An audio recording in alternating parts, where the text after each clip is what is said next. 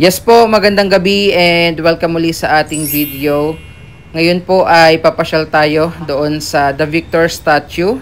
Titingnan natin yung Victor Light Show na ginaganap nga dito sa Bridgetown every weekend from 7 p.m. to 9 p.m. By the way po, si The Victor statue yung tinuturing na tallest lighting projection art installation na makikita nyo nga dito sa Bridgetown. And sa ngayon, naglalakad na tayo papunta doon and ito po yung pinakaharapan ng Opus Mall. Talagang damang-dama na yung holiday season dito po sa Bridgetown. So yung Opus Mall po ang isa sa kino-consider ngayon na luxury mall na makikita dito sa Quezon City.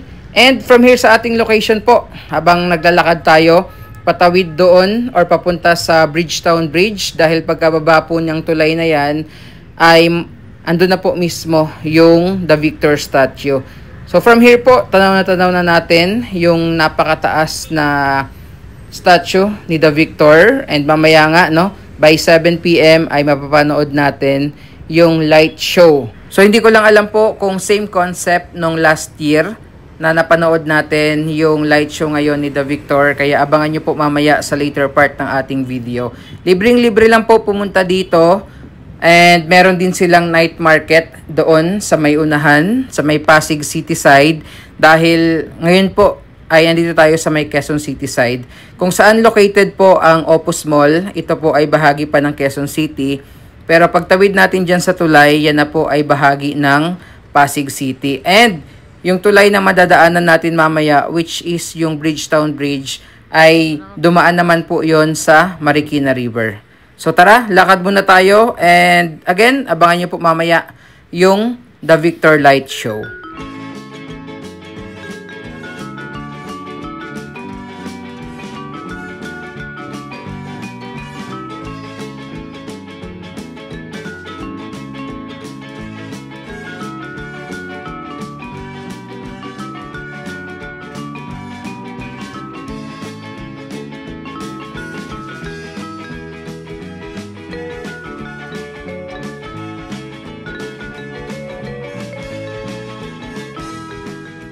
Okay po, so andito na tayo sa Bridgetown Bridge at yung mataas pong building na nakikita nyo sa ating video ay yan naman yung Villaris Residences na bahagi po nitong Bridgetown community.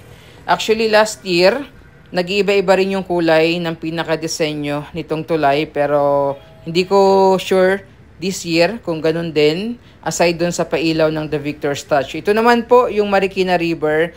And obviously, itong Bridgetown Bridge yung tulay na nagko-connecta between Pasig City and Quezon City. So ito po, andito na tayo sa may bandang gitna ng tulay and few meters away na lang ay andun na tayo sa The Victor statue. And natatanaw na natin yung kanyang pinakapaa at yung platform po na pinapatungan ng statue. Also, napansin rin natin na umiilaw na pala ulit itong Parklinks Bridge. Dito rin po makikita sa Quezon City and Pasig City na dumaan rin yan ng Marikina River. And after a few minutes na lakad, ayan na. Tanaw na natin yung kabuang statue ng The Victor. And ito po, kung kanina nasa Quezon City tayo, this time naman po ay nasa Pasig City na tayo. So again, yung Opus Mall po is part ng QC and itong The Victor statue, including yung Villaris Residences, is part na po ng Pasig City. Talagang agaw pansin ang kulay nitong napakalaking rebulto or statwa. Pakita ko rin po sa inyo yung pinaka-platform or yung pinapatungan nitong The Victor statue na almost tapos na rin pala ito, no? Kasi nung mga nakalaang update, hindi natin to nakikita since ongoing pa yung construction nito. And tonight, ayan na. Ang sabi, parang gagawing coffee shop ata ito yung ilalim. Hindi ko lang sigurado, no? Yun yung naririnig ko before. Nag-set up rin sila dito ng parang mini park. May mga upuan. Actually, meron din hagdan paakyat doon sa pinakapaanan ng rebulto. So, lakad lang tayo and pakita ko sa inyo kung ano nga ba yung pinaka-itsura kapag nandito po kayo sa pinakaharapan. Ayan yung hagdan na sinasabi ko po kanina, pero hindi pa ata pwedeng umakyat dyan ngayon. Meron pang harang. So ito po, facing mismo sa harapan nung The Victor statue. And ilang minuto na lang din po yung aantayin natin, mapapanood na natin yung light show.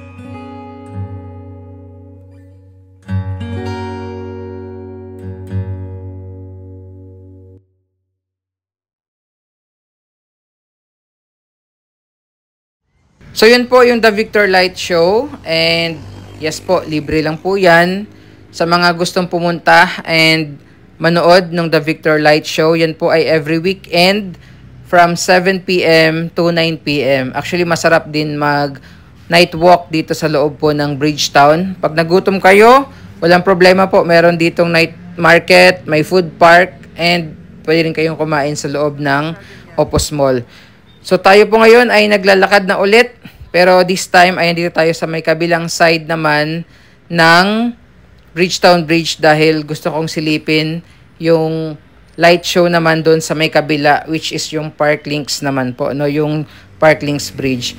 Pero yung makikita nyo tonight ay hindi pa po yan yung formal na light show ng Parklinks Bridge dahil on December 7 pa po formal na ipapakita sa publiko yung Parklinks Bridge na pailaw. So Ito po siguro ay mga trials pa lang or pasilip dito sa pagpapailaw nga nitong Parklinks Bridge.